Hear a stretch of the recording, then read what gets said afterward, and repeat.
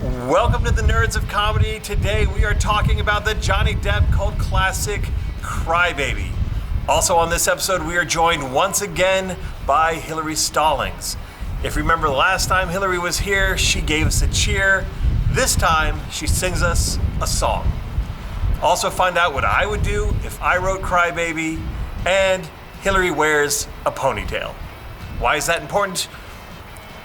I don't know, but she makes a specific point about it in the episode. You know what? Just find out for yourself. It's next on the Nerds of Comedy.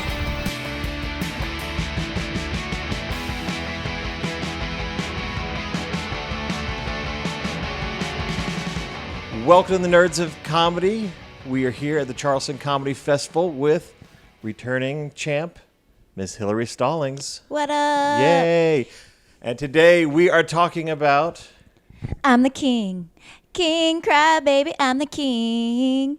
Crybaby. That's right, Crybaby. Probably the weirdest thing we reviewed since Garth Marenghi. This was one weird movie. It's real weird, but I feel like I loved it. I loved it more this time, watching it this time. We did. We actually watched it together along with Alex Weller, who will be on a future episode last night. And yeah, we were laughing hysterically. Yeah. Now, granted, we were drunk. Yeah, a little bit. Yeah, so that may have had something to do with it. I fell asleep. We watched the end this morning.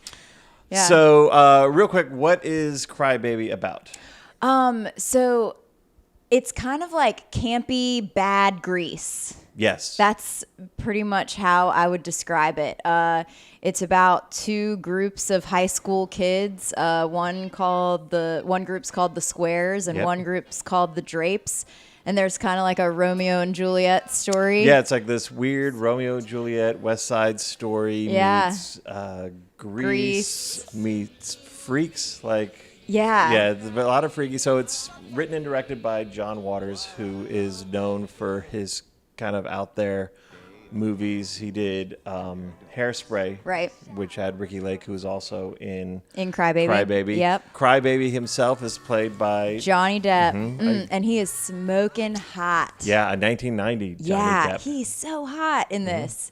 Like I don't know. I don't love him that much anymore, but I did. So he was my best friend's Kirsten Dunst. I've done a couple. My previous episodes have been about Kirsten Dunst movies, and my best friend was obsessed with Johnny Depp. So we watched a ton of Johnny Depp movies as well.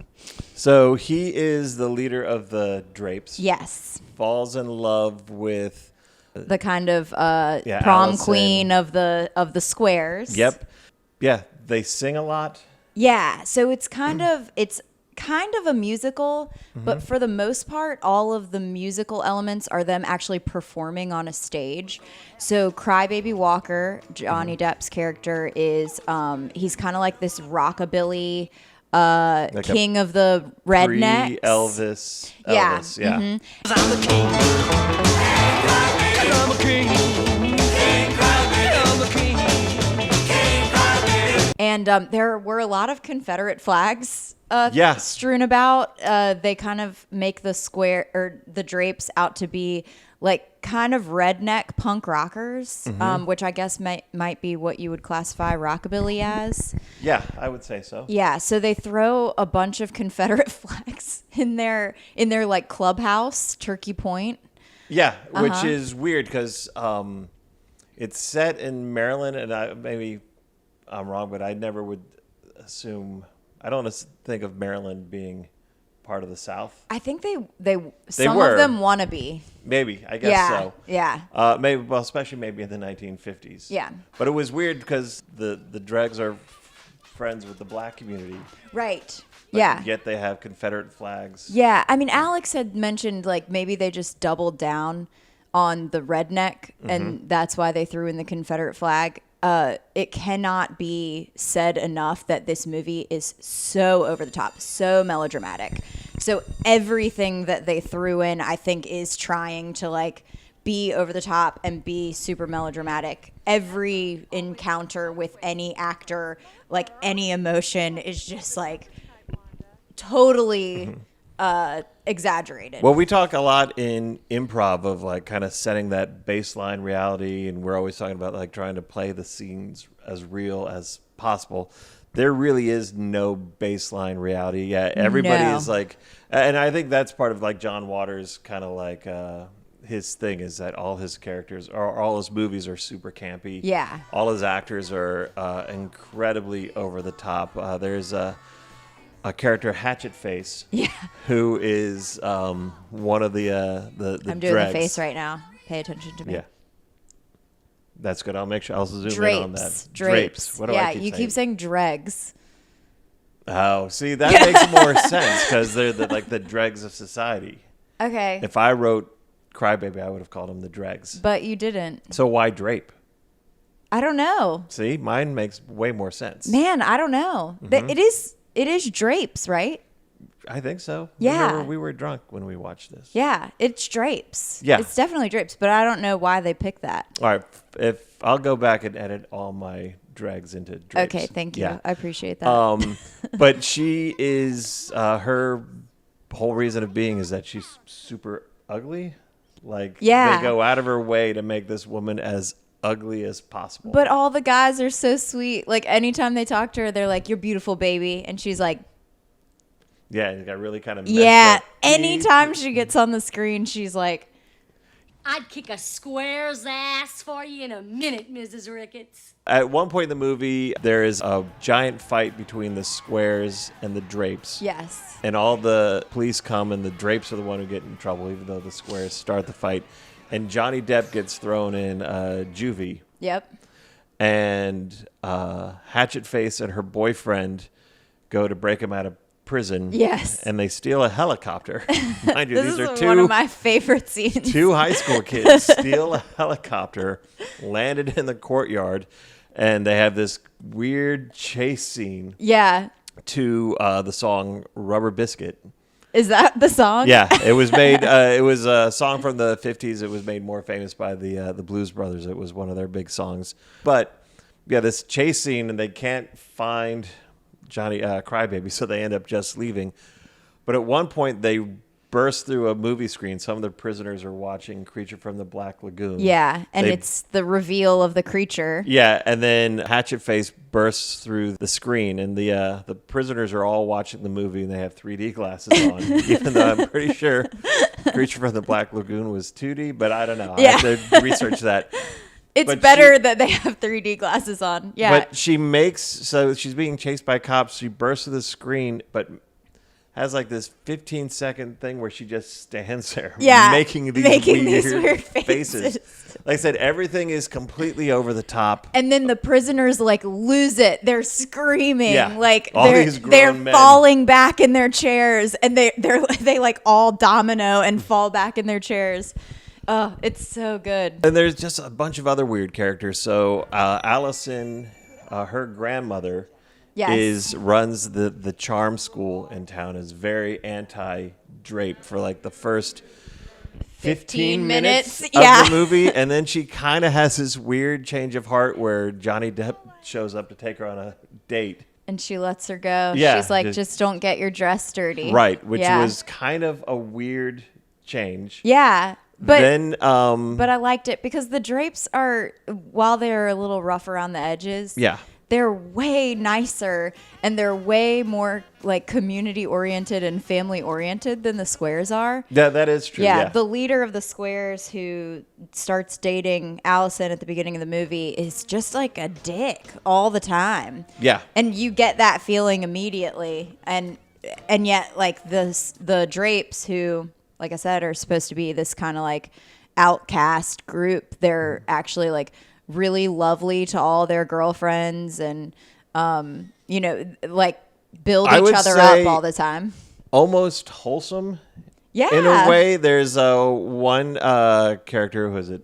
Dolores or wait, who's like the slutty? Lenora, who is, I guess, technically a drape. Kind of. She hangs out with the drapes and is always trying to sleep with Johnny Depp. Mm-hmm. And, all the other characters talk down to her because, like, she's trashy. They call her tramp. Want to see these gunboats? I give Crybaby. I give Bear second on the first date. Use your mentality and cool down.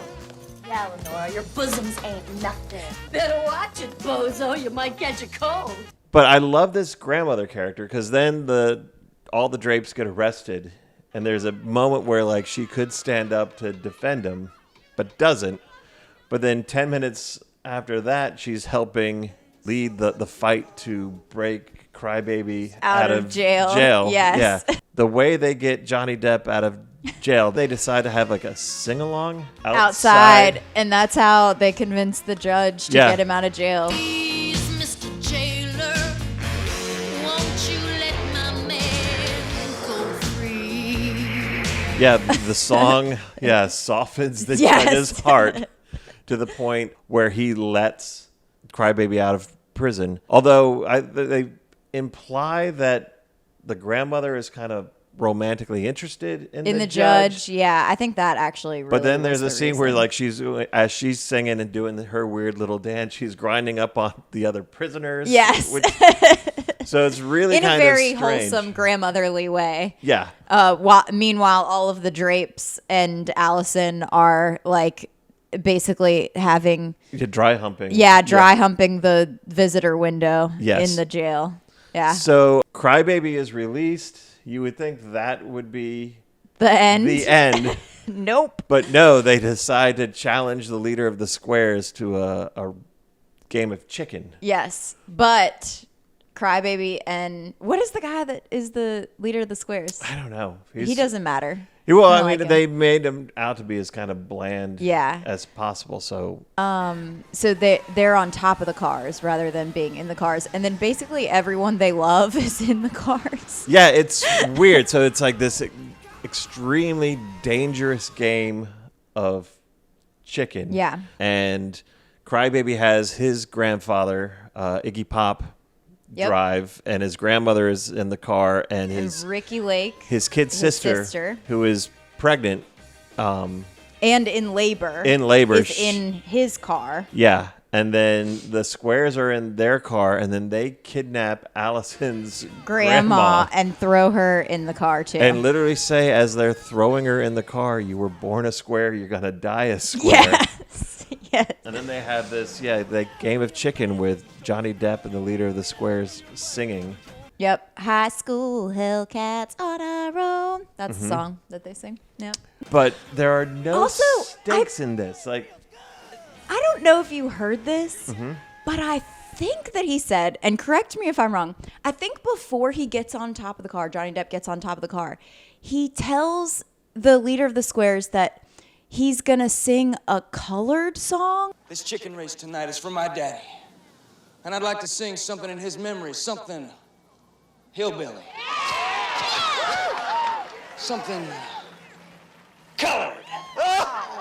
yeah, he does say And that. he knows that he hates that. yeah. Yeah, I was like, what? There's a lot of a lot of underlying racism in this movie. Well, definitely, the Squares towards like the black community. Yeah. Although I will say, I mean, it was 1990. Right. And doing a movie about the 1950s. Yes. So I would say that I can understand how that Yeah. got through, although I also understand why it's a little problematic today. Right. Not as much as some of the other ones that we've seen. The orphanage scene where the orphanage woman is like, Now, this is Sheila. She's Caucasian, but that's about all I can recommend. whoa, okay. I mean, Yeah. granted, it's all the like square characters that are saying these things. Yeah. So, it's always the square characters who are portrayed as the racists. Yes. And I would say all the dregs, it's weird, even though they're the Drapes. they're the heroes of the story. Yes. But he does, aside from Johnny Depp, makes them all a bit grotesque. Like Johnny Depp's grandmother always has like lipstick smeared on her teeth. Yeah. Iggy Pop is got like weird dark circles under his eyes, Yeah. and his teeth are messed up. So apparently, John Waters cashed Johnny Depp because he was looking for like a heartthrob, and he went out and bought $30 worth of teeny bopper magazines, and Johnny Depp was on the cover of every single one of them for 21 Jump Street. So and he called him up, and Johnny Depp, I mean, everyone knows now, but he kind of has like an eclectic taste in the movies that he picks to do. And I think this was the beginning of that. Was he had said yes because he thought the script was funny, and he thought that it would distance him from that like heartthrob that he was starting to get cast as. All right, so for people who have not seen Cry Baby, why should they go out and check it out? It's just so wonderfully over the top. I really don't think that it would have worked had it not been absolutely over the top. And it's just I don't know. It's just a great movie, and and the music is really good. This Johnny Depp and Allison do not sing their own songs, but the guy that is singing for Johnny Depp has such a great rockabilly voice. So, and some of the music is like pretty catchy. Yeah, I like you've it. been singing it all I know, day. I've been singing it all morning. Yeah.